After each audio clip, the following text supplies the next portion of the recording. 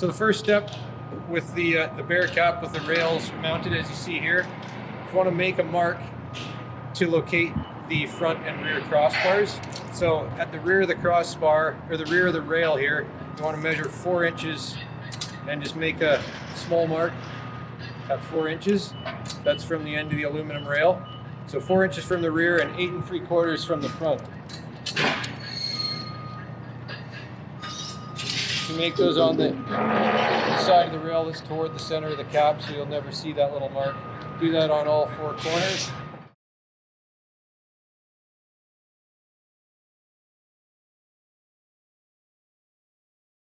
All right, so this is best with a two people. Lift the rear cross member, as you see here, up onto the rails, and there's a stainless steel nut inside each rail that take a 5/16 by 3/4 inch stainless bolt and bolt right through the foot of the cross member into the stainless steel nut that's in the rail, and line it up with your 4-inch mark that we just made, and then just snug it up hand tight for now.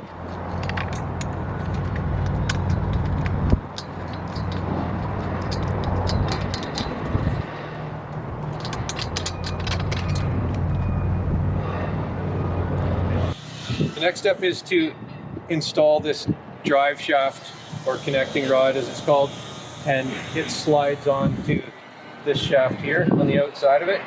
You'll notice the shaft has a few marks on it. This is because this particular rack has been assembled before and we took it apart to do this demonstration. So slide it onto the shaft. You've got to just work it down the shaft until it lines up with the holes that you see here. There's 2 sets of holes. And just drop a bolt in to locate it for the time being, just so it won't move on you.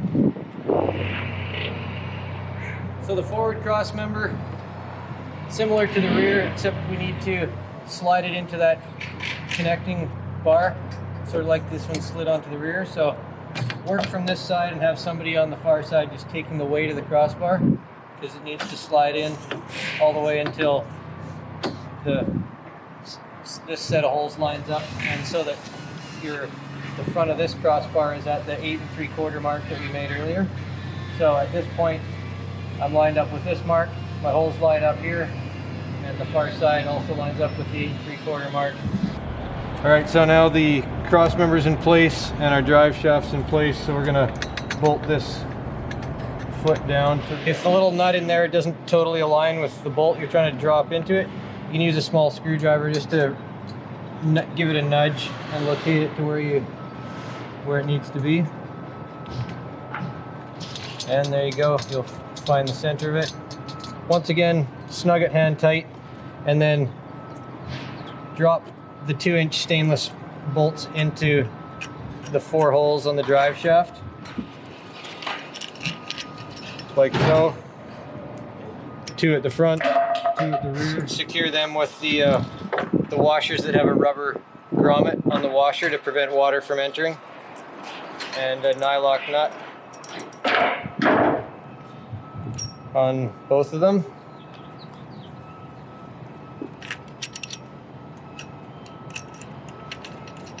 So I'm not going to tighten these up in the video, but this is just showing the concept. And then, yeah, 2 more bolts on these through holes.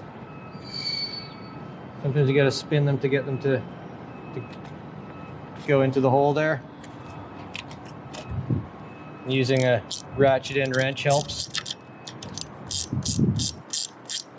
or an impact gun if you're careful. And then put the washer and nut onto the threads on all of them and snug them up. So when those are tight, then you can go around to the 4 bolts that have bolted down between the foot and the rail. Make sure that your position's good. There's my 4-inch mark that I made earlier. Make sure it's centered on the rail, and at that point you can tighten it down. Good and snug, and it's got a spring lock washer underneath the bolt, so it's never going to come loose. Same with the other 3 the next step is to install a pair of hooks that actually retains the ladder on this ladder rack. These are extra tall hooks. So there's 2 hooks, and first thing you want to do is measure from the end of the upper crossbar to 23 inches. Make a mark there at 23. And then your hook, like you see it here, will slide over the crossbar and put your clamp right at 23 inches there and snug it up in that position.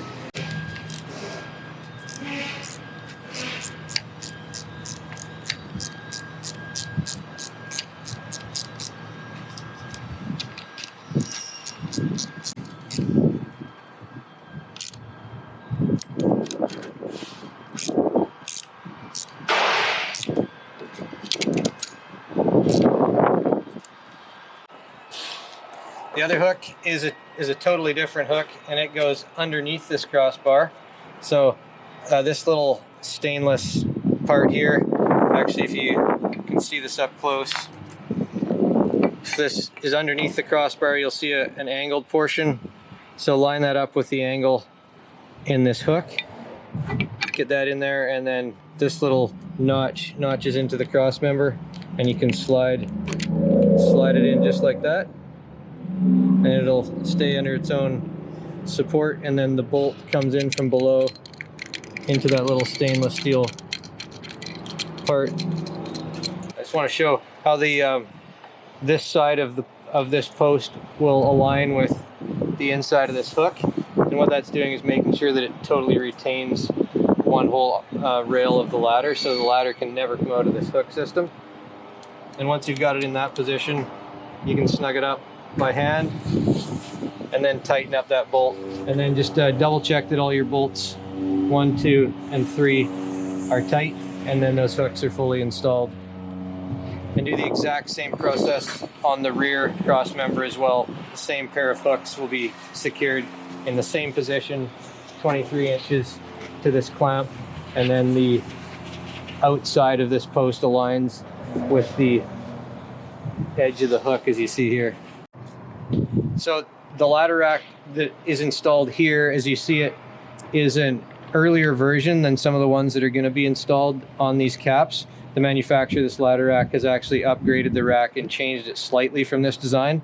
So the posts will be mounted in the exact same process, or should I say the hooks will be mounted in the exact same process, but they'll be mounted actually on this rail here instead of this rail here.